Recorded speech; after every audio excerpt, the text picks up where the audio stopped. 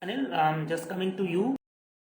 And hello everyone, this is Deepak Jain, and I am here in conversation with Mr. Anil Yadav and Yogendra, right? You are from Raya, okay? So today the topic that we are going to touch is about superstitions which are prevalent in the society, and they have no logic, but still they are followed by so many people. And here we are going to discuss first of all what are the superstitions and why the hell are they followed by so many people, and some can be logical, some can be illogical, and how would it be justified that which is logical and which is illogical, and which one should be followed and which one should not be, right? So actually I personally want to know, or I want you to share your opinion, Mr. Anil, about the superstitions prevalent in the society, please. Sir, as the society is like multidimensionally divided, so many just the community, the existence of the so many different communities are also here. So the beliefs also vary to the community wise, community to community. Deeply rooted. Deeply rooted. Deeply rooted. Yes. Yes. It is a deeply rooted. Or they are ingrained Values. We can say. But sir, there are some kind of specific superstitions which are being proven by the verifiable facts. Okay. Like suppose that if you have to see the example of Balaji, Yes. so there is a verifiable fact that people are tied with the reins. Okay. And it is said, or it is the logic that they are being treated by Hanumanji, Lord Hanumanji, Right. and the people they are possessed with the bad evils. And apart from these things, And they are visible. and they are right? visible also. And sir, if I just talk about the unverifiable facts, like hijab controversy recently in Karnataka took place, so there was no logic behind that. Why the female are just using that kind of a hijab practice there? No, but there is a reason behind it. As per that, again, Quran and such as like the reason behind that is because they want to be away from that evil eyes of that so many people, because they are young and people will be looking at them, staring at them. So because they have to cover their body, so that they can just avoid the staring of so many people outside. So hijab is like that. Yes, sir. Actually, what happens? I totally agree with you that yes, there is they have the fear of the staring of the people who just stare them by the negative. Stare at them by the negative with evil eyes. With evil eyes. So in that case it is good. But sir, do you know in the there are some constitutional values which are having the traditional importance also. Okay. Like so, government of India says this thing: if the thing is written in a particular text, like a religious scripture, then you should follow it. Otherwise, you cannot follow it as per your traditional values, because sometimes it disturbs the public order in the society. And so that's why government of Karnataka, the High Court of Karnataka, like curtailed this kind of a hijab controversy by stating this thing that it is not written in a particular Quran. Okay. But it is the logic from the community of the same side. Here I have a little bit disagreement. It is mentioned in Quran. That covering the face and all, because it is also mentioned in Bible as well. That particular dress is there. No, it is known as hijab in Quran. In Christianity, it is called something else, right? But that covering the face or covering the body is actually it is something which is good or which is genuine in all the religions. Covering the body is never bad. That it is mentioned you should cover the body as much as possible because it shows decency, right? So this is the reason. Yes, sir. I have the contradiction over your statement. As per the I have written read in the newspaper or the judgment of the Karnataka High Court. As per their judgment, it is not written in Quran that you should follow hijab practice as the integral part of Quran. It may not be mentioned in Constitution, but it is written in Quran. I know that. Not, sir. It is not written in the Quran. Government of India, High Court of Karnataka has gone through the Quran even. Okay. Yes, that's why. If they find, so was it not found there? Sir, it was not found. That's why the verdict came in the favor of High Court. Okay. That's why on the written. And what about other practices? Sir, what about male practices? Male practice. Suppose that, sir, there is a one saying in the Punjabi community that you should definitely increase your beard and mustache. Okay, which constitution also guarantees that it is written in their scripture. That's why they are allowed. So in the defense forces, you should be fit and fine by your hair and beard and mustache. You should not increase your hair. But in the defense services, the Punjabi people are allowed with the long beard and mustache because it is written in their scripture. So that's why there is a validation of the Supreme Court even. Okay. So actually, if I want to say on this topic something, Actually, these all the things depends on your own interest. Okay. Like on your traditions interest, you can wear a hijab, you can wear anything. But if Anything, it, anything. yeah, anything. And if it comes to that in any system, in any particular college, it means if you are going there, so you have to follow the rules from the institutions, Oh, not right. your own rules. So and there is a if they have some rule of dress code, so you have to follow But that. there was one problem actually that people said this, that if that let's say that there is a head in charge of that institution, right? Okay. Or that the principal is there, or any high authority is there. So actually, when they have no objection, because they had no objection, so it was actually about the people who had objection, and it was about people who objected about it on the way where that girl was going. So that people mind it that when the higher authority or that owner has no objection, teachers have no objection in the class or in the institution, so why do the other people mind it? And let's say, yeah, at certain places objection is there wherein principal denies. Obviously, if the principal denies, they will not be wearing it, or they will not go for it, right? But where they are, like such as in my institute, let's say I have no objection, I have no problem, then let's say outside my institute, some people from that RSS or these people, the communal people who come there, and let's say they pass comment on that girl, right? Or they speak the slogan in order to tease or bother that girl. So what is this? I mean, is it appropriate or disappropriate? Please, let's know about it. Sir, it is completely disappropriate. Because personally, in the personal capacity, we cannot interrupt anyone. But we can interrupt the person when it disturbs the public order. Okay. In the there are so many cases. Sir, if I just talk about in your same community, Jain community, there is a traditional practice called Santhara. Right. Santhara. So in Santhara, Fasting unto death. Fast to unto death. Fasting unto death. Fasting unto death. So it is the Santhara community. Right. So sir, Santhara community was being misused. It was the traditional practice which was being misused by so many wards of the family. They used to, Was it imposed? yes, sir. In the so many cases, it was imposed. Okay. Because the wards were not giving the food to their parents, and they used to claim in the society that our parents are on the fasting of Santhara. Okay. So in that case, the case was filed in front of Supreme Court. So Supreme Court restricted this practice because it was disturbing the public order. Suppose that the parents have desire to eat the food. Okay, after the particular age, they don't practice the Santhara personally, but you are imposing the traditional values on those people, so it is completely illegal. It is like a according to me. murder. It is like a murder, yes, Obviously. murder. It is a murder by following the traditional Like a values. punishment. So in that case, the apex court became very attentive and took the serious judgment and passed the verdict also in the favor of those people who do not want to practice the Santhara. Okay, who want to practice the Santhara, they are completely allowed, but they have to show. There must be some kind of facts. Right. Okay. That's what you believe, Yes. right? And what would you say about the mentality of those ladies that, I mean, who blindfoldedly follow these traditions and all? If you have seen it in your, if you have seen it happening in your own family, let's say your mother is practicing the same, right? So how do you try to expound it to your mom?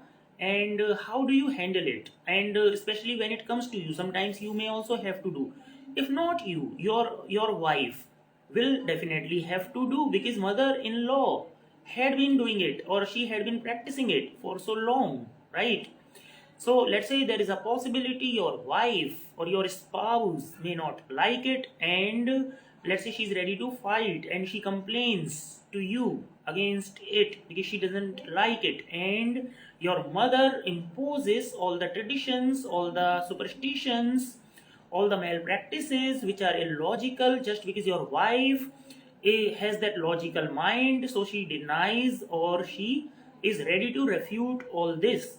So in this case, let's say this condition comes to you, so how would you expound and how would you, I mean, deal with it? I mean, because you are now stuck or you are sandwiched between your wife and your mother. Okay, now I want to listen to Mr. Anil in this case. Sir, recently I have been every year I just go through this experience, like in Navratras especially. My mother was here, so my mother used to go in the kirtan.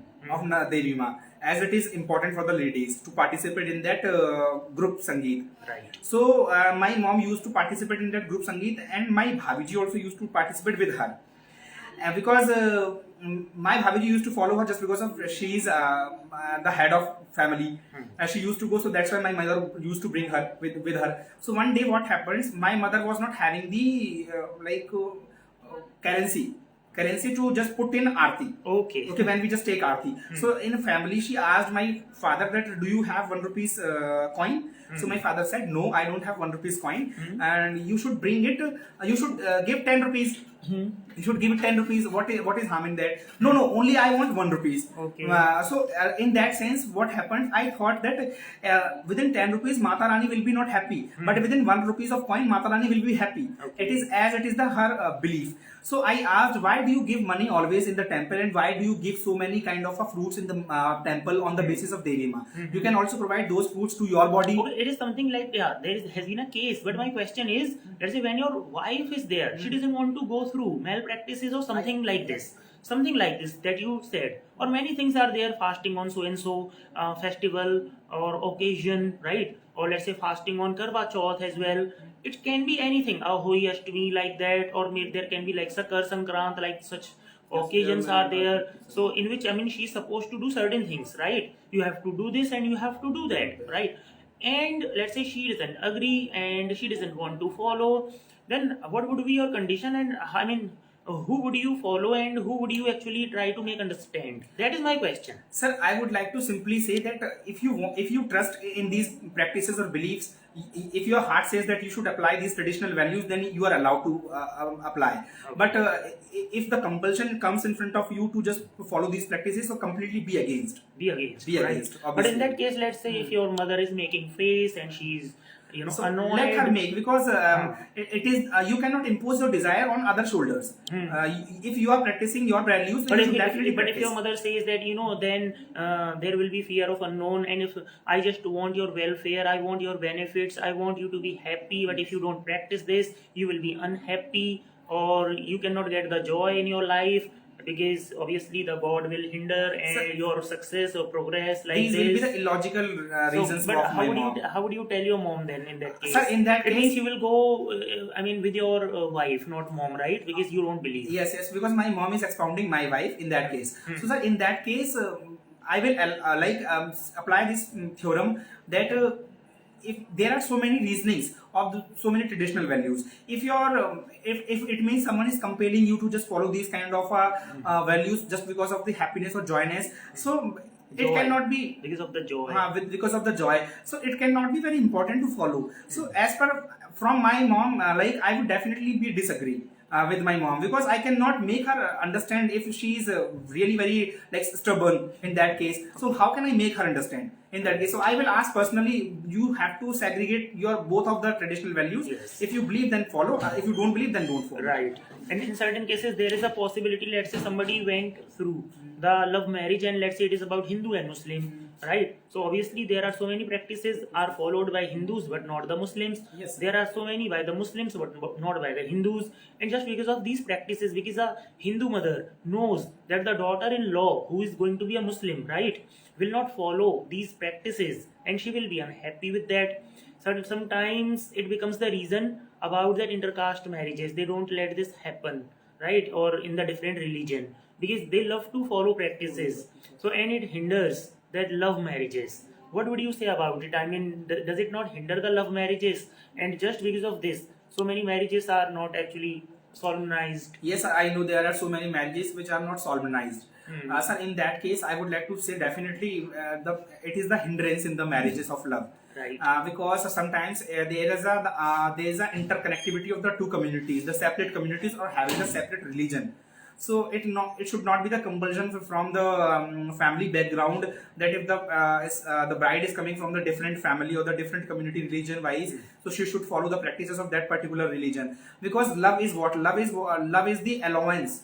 Love is the permission of the different community to just accommodate in that particular religion by following your own traditional practices. Right. So it should not be the compulsion from your from that community in which you are going to commit your life for a whole years. throughout your life. So it should not be the so love. It means the love. If you just compel that girl particularly, that if you have come in our community, you have to follow these kind of hard practices at any cost. If otherwise we will not allow you in our community. So it is not love.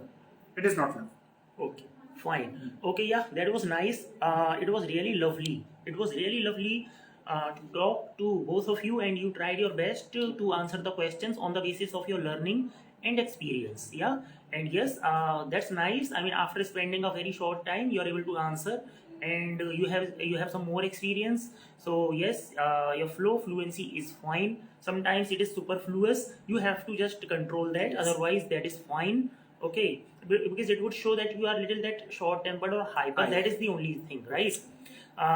Because when you keep on speaking, you sometimes you don't realize what is happening. What am I doing like this? Yeah, it is a benefit. Sometimes it is. I mean, we can say it can It's negative also. be negative. Yeah, Yes, point I agree. in the interview, right? Otherwise, that was nice. I mean, you are full of ideas and solutions also. That is the major part in the interviews, because as they being the interviewer, the person would see that how much, I mean, your problem solving skills are actually seen in the interviews, right?